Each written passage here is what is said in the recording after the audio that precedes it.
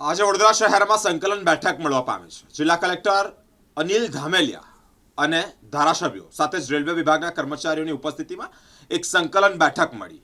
આ સંકલન બેઠકમાં ચર્ચા કરવામાં આવી। વડોદરા શહેરની મધ્યમાં જે રેલવે સ્ટેશન આવ્યું છે ને ત્યાં જ જે રેલવે ગળનાળું છે તેને લઈને જ આવતા જતા જે રાહદારીઓ છે, જે લોકો છે, મુસાફરો છે, તેઓને તકલીફ પડી રહી છે। રેલવે ગળનાળું જ્યારે ચોમાસામાં ભરાઈ જાય ત્યારે કેવી પરિસ્થિતિ સર્જાય છે આપણે સૌ તે બાબતે વાકેફ છે।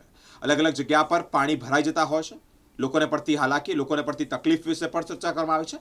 आ बैठक में कलेक्टर अनिल धामेलिया, धारासभ्य में केवलभाई रोकड़िया, शैलेषभाई मेहता अनेक महानुभावो उपस्थित रह्या छे। साथे ज रेलवेना अधिकारीओ उपस्थित रह्या हता अने चर्चा विचारणा करवामां आवी छे। આજે વડોદરા જિલ્લાના તમામ ચૂંટેલા પ્રતિનિધિઓ, ધારાસભ્યશ્રીઓ અને રેલવે વિભાગ સાથે મળી અને માનનીય કલેક્ટર સાહેબની અધ્યક્ષતામાં આજે એક સંકલનની બેઠકનું આયોજન કરવામાં આવ્યું હતું। આ બેઠક કે જેમાં રેલવેને લગતા જેટલા પણ પડતર પ્રશ્નો છે, ખાસ કરીને માળખાકીય સુવિધાઓને લઈને જે ચોમાસામાં પ્રજાજનોને રેલવે વિભાગના માળખાઓથી પસાર થવામાં જે તકલીફ અનુભવાતી હોય છે, પછી અંડરબ્રિજ હોય, ઓવરબ્રિજ હોય અથવા બીજા કોઈ પણ પ્રકારના સ્ટ્રક્ચર્સ હોય, એને લઈને પડતી મુશ્કેલીઓની રજૂઆત તમામ ધારાસભ્યશ્રીઓ સાથે મળી અને કરી હતી।